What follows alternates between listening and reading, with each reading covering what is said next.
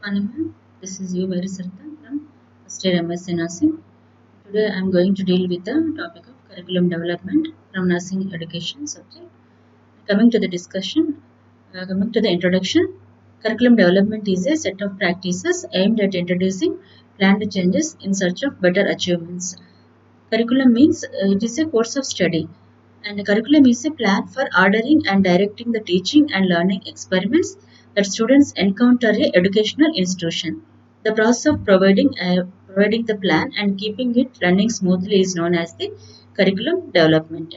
And curriculum development is a process that continuously strives to find newer and to make efficient means to accomplish the task of educating the next generation. In curriculum development, we have to teach the main tasks or main accomplishments in the for the next generation. Coming to the definitions, according to Beans, um, Torbret and Alesser, curriculum development is mainly concerned with the design of plans for actual teaching learning situations, and it is based upon the broad goals and identified ways to translate those goals into a coordinating and coherent program of learning experience. And coming to the purposes of curriculum development, and it establishes the clear philosophy and set of goals that guides the entire program. This curriculum will establish a clear philosophy for any curriculum. There must be clear philosophy, and there must be some goals which are set by the higher authorities, and with this according to these goals the entire program must be guided throughout the year, and outlines a basic framework for what to do, how to do, and when to do. And this philosophy also must be form a basic framework, and in that framework everything must be there, and at what time we have to do, and how we have to do, and when we have to do, that and all will be included in the curriculum development. And it all allows flexibility and encouragement for the experimentation and innovation within overall structure. And this it allows the flexibility, that means throughout the curriculum process there must be some changes, and for that changes also they should be flexible, and also for continuous encouragement also must be there for the experimentations and new innovations which are coming in the courses. And it provides a means for its own ongoing revision and improvement, and also it provides for the ongoing revisions and the improvements, what improvements will be will be taken place throughout the curriculum development. And coming to the purposes, process and steps of curriculum development, the curriculum is based on the philosophy and purposes of the school or college or university. And this curriculum is mainly based on the philosophies and the purposes of the schools or any colleges or the universities. And this process of progress from evaluating the existing program to design an improved program and to implement the new program and back to the evaluating the revised program. This process involves what is the progress from evaluating with the existing program, and the design which is to improve the program, and what type of implementations we have to follow for the new programs, and what type of evaluations will be taken place in the for the revised programs also will be included in the curriculum. And coming to the five steps in the curriculum development, there are 5 steps in curriculum development. First one is the formulating the student of philosophy of the school or college or university, and establishment of the purposes or and objectives of the school or the college or university, and selection of learning experiences to achieve the purpose and objectives. And fourth one is the effective organization of the selected learning experiences. Fifth one is the evaluation of the total program. In the curriculum development, there are main 5 steps are involved. First one is the formulating the philosophy, student philosophy. That means each and every institution or in each and every college, there must be certain philosophy. And philosophy means the way the institutions must be run. And in that philosophy of the college or the institution or any educational programs, these philosophy must be originates from the board of trustees and its members constituted by the government or any private sector. and also it serves as a framework to work or to organize in the institutions with purpose and objectives. And this philosophy must be it acts as a framework. It gives a certain framework for the programs which are running by the institutions. And also there must be clear organizations in the institutions with the purposes and objectives. There must be clear cut objectives. Purposes must be clearly formulated in the philosophy. And an educational philosophy states that values which are believed to be right. The right values only must be formulated in the philosophy. The untruth and unfacts, those and all should not be formulated in the philosophy. The philosophy must be right and true persons responsible for the school or colleges. And this philosophy must give some values for that particular curriculum. And all teaching staff should participate in the formulation of the school or college philosophy. While formulating the college or school philosophy, all teaching staff must be involved, or the teaching staff participation must be there in the formulation of the objectives. And in simple terms, also this philosophy must be written. The written statements and which is agreed by the all staff members. This philosophy must be written agreed by the all staff members who are participating in the curriculum. And the statement of philosophy will be foundation on which the objectives of the program will be determined, the policies are framed, and it should be communicated to the hospitals as well as the schools or colleges staff and to the students. And these philosophies must be communicated equally to the staff, hospital staff, college staff, and to the students. Communities also must be transmitted this philosophy. And second one is the establishing the purposes and the objectives. After formulating the philosophy, there must be establishment of the purposes and the objectives. Some objectives and purposes must be there for the curriculum development.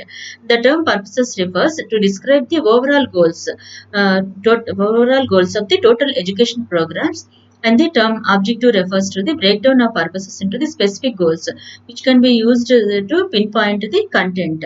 And the reason for formulating the objectives is to indicate what changes in behavior it is hoped to bring about in the students as a result of the courses being offered. While formulating the establishing the purposes and objectives, the objectives must be clear. General objectives must be there, and the specific objectives and specific goals must be explained for the pinpointing the content of the curriculum. And the reason of the formulating the objectives means it brings about these two changes in the behavior of the students, and the what type of courses we are offering. That results also should be mentioned in the objectives. Third one, while determining the purposes and objectives, following factors should be considered. And statement of the philosophy of school or college or the university, social and health needs of the people, and we have to we have to formulate when formulating the objectives, certain points to be kept in the mind, and some kinds of students to be expected in the education programs, and level of professional competence to be attained, role of a nurse in the society, statutory minimum requirements, teaching physical and clinical resources availability, and the curriculum designed by the teachers and students should reflect the personal, emotional, educational philosophies as well as those of the institutions. And also it includes the planned learning outcomes for which school or college is responsible for the attainment of behavioral objectives. And while formulating the objectives, certain factors must be considered. What are those factors means? While formulating the statement of the philosophy, we have to keep in mind that social health needs of the people, and the abilities of the students, and what type of programs we are conducting in the curriculum. Basing on that type of programs, we have to formulate the objectives, and the what type of professional competence and all we are going to be attained. Basing on that also the objective should be formed, and and in the objectives the role of nurse, what type of roles we are performing in the clinical side and in the society, that and all we have to mention in the objectives. And minimum requirements also must be included in the objectives. Our teaching facilities and physical facilities, clinical facilities available, what are the available resources, everything should be mentioned in the purposes and objectives. And third one is the selection of learning experiences. And in curriculum development process, there is very important say is selection of learning experiences. What type of learning experiences we are providing to the particular programs which are offered in the institutions. And first one, a learning experience is something in which the student actively participates and which results in a change of the behavior. In in learning activities only, the students will will participate, and some attainable results and some change of behavior we can observe in the students through the active participation in the learning field. And the selection of learning experiences is broadly speaking deciding on what will be the contents of the curriculum. Depending upon the contents of the curriculum, the selection of learning experiences must be include. And the teacher should select any experiences which will result in described outcomes in both the hospitals and the community. And both the hospital based experiences and community based experiences, everything should be included in the learning experiences. And the kind of learning experiences which the student will require will depend upon the objectives of the curriculum. Everything, all the learning experience must be depend upon the objectives of the curriculum, those we are formulated. And the fourth one is the organization and the integration of the experiences and the content. After formulating the learning experiences in the curriculum development, and there must be well organized and the integration of the experiences of the content is very important. After the content knowledge and learning experiences have been selected carefully in relation to the desired objectives, they must be organized in the curriculum. The elements of the curriculum should be related to one another so that systemic body of the ideas and activities will be expanded continuously into larger and move in the meaningful patterns. And there is some criteria for organizing the learning experiences. And in criteria, it serves as a guide for the effective organization of the content or subject matter. And the learning experiences in the curriculum are a continuity, sequence, and the integration. There must be continuation of the organizing learning experiences, and there should be sequence, and there should be integration of all the learning experiences throughout the curriculum. First one is the continuity. Continuity means it is the relationship existing between the different levels of the same subjects or skills. It is the recurring emphasis in the learner's experience upon the particular elements. There must be continuation from the first year to the, if the one program is offering by the institution, means there are some for that particular program, the continuity must be there. Then sequence, it is also related to the continuity, but going little beyond in the relationships. In sequence, each successive experience goes more deeply and broadly into the subjects. In this sequence, deeply and broadly subjects must be explained, and each new experiences reinforces and extends the previous ones. And for example, in nursing education, continuity and sequence will be the way in which basic nursing courses are related to the medical, surgical, obstetric nursing, and mental health nursing, and community health nursing, and other areas of the nursing.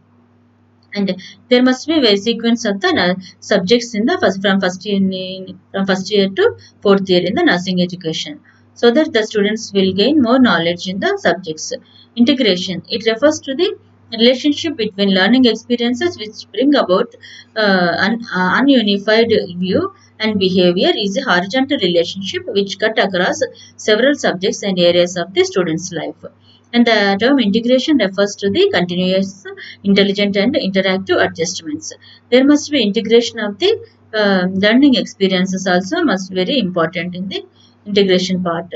Then then in integration, individual acts as a whole person. Integration means the person will act as a whole person. That means after learning anything, the after learning the subjects in the institutions, the students will only they have to put the efforts to learn by themselves. and various aspects of the whole person are working harmoniously towards the desired goals. They have to, the students, the individual only must act as a whole person, and they must act towards the desired their goals. An individual reacts to the total desired situation. What type of situation they want to desire in the particular field, the that type of situations they will, the individual will react. And integration is a social process, and interaction helps students for the better adaptation for his own environment.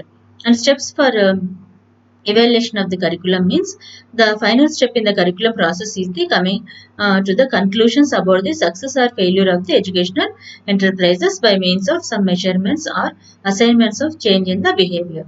And the basic principles of curriculum construction serves as a basis for curriculum evaluation.